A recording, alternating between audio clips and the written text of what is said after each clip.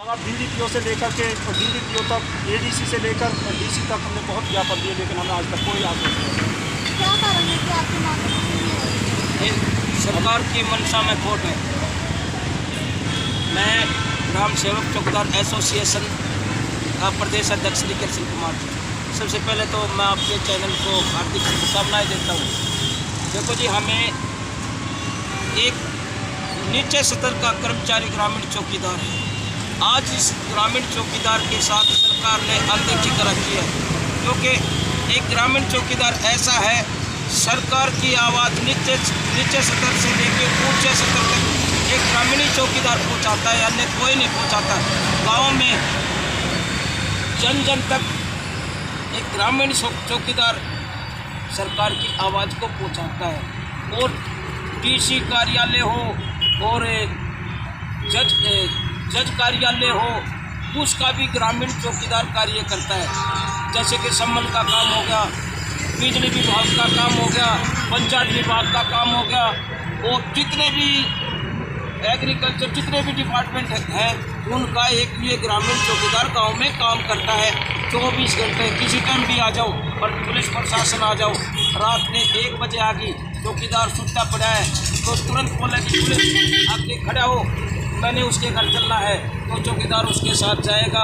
अगर चौकीदार खाना भी खाता है तो कोई भी अधिकारी आ गया तो चौकीदार खड़ा हो, तो चौकीदार अपना खाना छोड़ के उसके साथ जाता है। आज सरकार ने चौकीदार के साथ इतना बर्बरता कर रखी है, ताकि आज किसी भी कर्मचारी के साथ नहीं कर रखी, आज इस चौकीदार के साथ कर रखी है।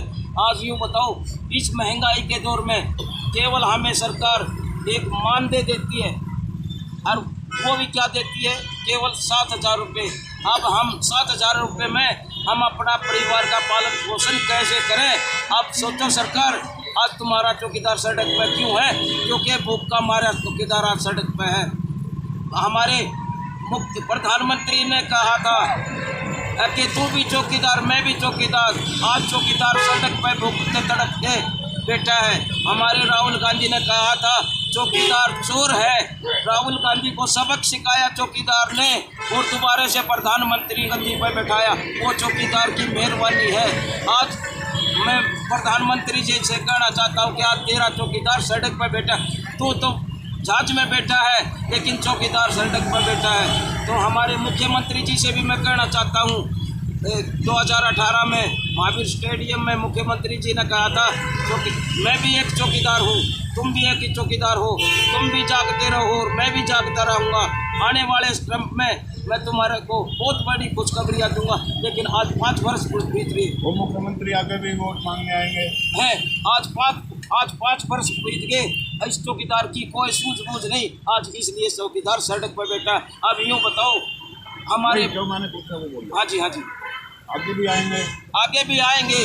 जैसे कि आज हमारे साथ इस सरकार आंधी बहरी गूंगी ने अन्याय कर रखा, उसी तरह हम भी अन्याय करके दिखा देंगे। तो आपकी क्या चाहते हैं? हमें तो एक ही बात हमारी मांग है कि हमारे 7,000 में यूँ बताओ, आपके अपना परिवार का पालन पोषण कर सकते हैं। परिवार में किसी के पास 10 आदमी हैं। मांग क्या है? हमारी मांग एक ही है कि वेतन दिया जाए, और वेतन हो कम से कम भी 26,000। कहाँ से आए हैं आप लोग? ये स्टेट कमेटी है जी, पूरा हरियाणा का चौकीदार। नमस्कार, मैं कुसुम शर्मा। हम मौजूद हैं जिला सचिवालय करनाल। आपको मेरे पीछे सभी के सभी चौकीदार धरना प्रदर्शन पर बैठ चुके हैं, और इनसे जानेंगे आखिरकार क्यों ये सड़कों पर है। जहाँ तक हम आपको बता दें कि इस सरकार के चलते हर वर्ग परेशान है, चाहे बात की जाए अध्यापकों की, चाहे बात की जाए गन्ना मिल की, या चाहे बात की जाए किसानों की।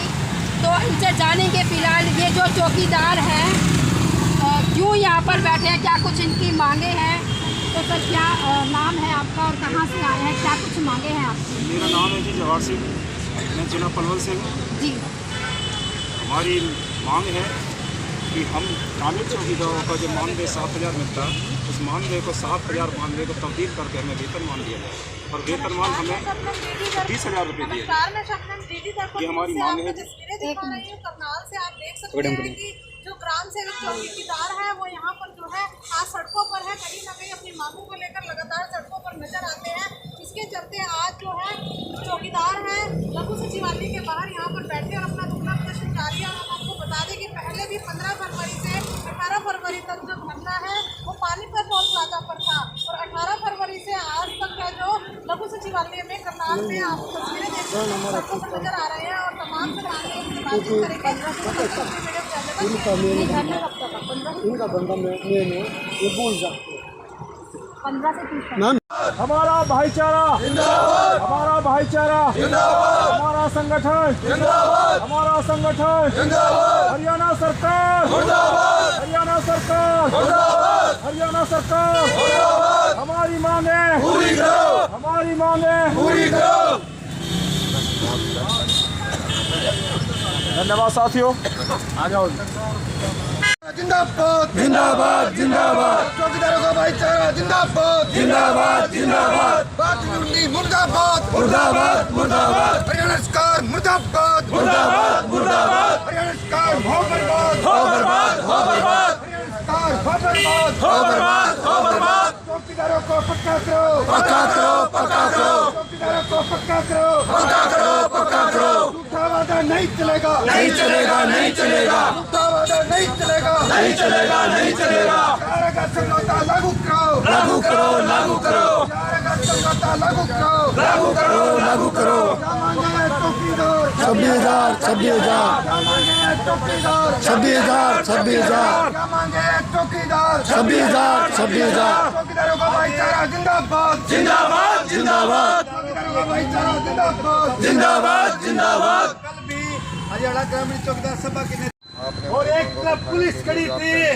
एक तरफ हमारी पुलिस खड़ी थी, ग्रामीण चौकीदार पुलिस खड़ी थी और आने जाने वाले लोग और मीडिया के लोग कहते नींग भी पुलिस खड़ी नींग भी पुलिस खड़ी, मुझे नहीं पता आंदोलन कौन कर रहा है। सारे टोपी ओढ़े थे, पैंट लगाए थे और वर्दी पहने थे और पता लगा और एडीसी ने बुलाकर बातचीत करी, उसने कहा शाम तक आपके बातचीत का समय दिलवाएंगे, हमने वादा किया था, लेकिन चौकीदार का तो फैसला 2 दिन का था ना, ये 2 तारीख के प्रदर्शन की बातचीत है और 3 तारीख को हमने कहा आप फिर वहाँ जाएंगे, जब तक हमारे को लिखित में चिट्ठी देंगे आप के दफ्तर से उठ के ही जाएंगे और एडीसी ने उनके साथ बातचीत के लिए समय दिलवाया।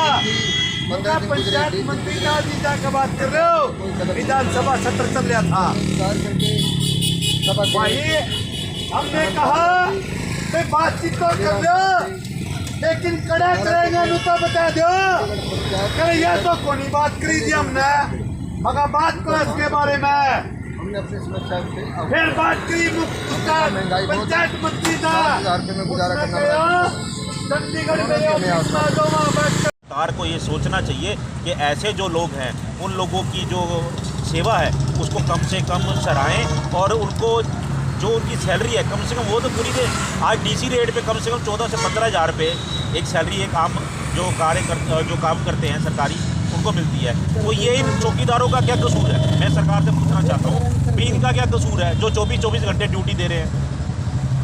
सरकार को सोचना चाहिए और खट्टर सरकार पहले ही महंगाई और उस भ्रष्टाचार में लिप्त हो चुकी है और जो जनता है पहले ही इनसे इतनी दुखी है। और ये जो बेचारे गरीब है जिनके घर में मेरे ख्याल में किसी घर में 2 बच्चे भी होंगे, किसी घर में 3 बच्चे भी होंगे, एक परिवार होता है पूरा बड़ा, उस परिवार का जो पालन पोषण है वो 7,000 रुपये में नहीं हो सकता। और दूसरा इनकी जो ड्यूटियाँ हैं वो लगाई जाएँ, जो इनकी मांग है और भी इनकी 1-2 मांगें हैं, मैं सरकार से ये अपील करूँगा कि इनकी मांगों को पूरा किया जाए और मांग पूरी करके इनको जो है सुख सुविधाएं दी जाए ताकि ये भी अपना जीवन बसर अच्छे से कर सके, ना कि इनको सड़कों पर यहाँ बैठ करके धरने प्रदर्शन करने पड़े सरकार के खिलाफ। यही मैं सरकार से अपील करता हूँ। मैम, प्रधानमंत्री जी ने एक बात बोली थी कि मैं चौकीदार हूँ, सबका ध्यान रखूँगा, लेकिन उसके बाद ये तमाम चौकीदार है कर्मचारी है ग्रामों के अंदर इतनी सेवाएँ देते हैं, क्या लगता है क्या वो सिर्फ एक बात थी जो बात? देखिए प्रधानमंत्री जी ने तो लोगों की वोट हासिल करने के लिए छल और बल के बलबूते या और मीडिया दूसरी जो इंटरनेशनल मीडिया है उसके बलबूते लोगों की वोट हासिल करने के लिए सिर्फ चुनाव लड़ा था। उसके बाद ना इनको किसी से कोई मतलब है इस सरकार को, ना किसी से कोई लेना देना है, चाहे कोई कुछ होता रहे जनता के साथ, इनको किसी से कोई लेना देना नहीं। और चौकीदार की जहाँ तक बात रही, चौकीदार कहना आसान है अपने आप को, लेकिन चौकीदार का जो असली मतलब है और जो असली ड्यूटी है उसको यदि कोई निभा रहा है तो ये लोग निभा रहे हैं, प्रधानमंत्री जी नहीं निभा रहे।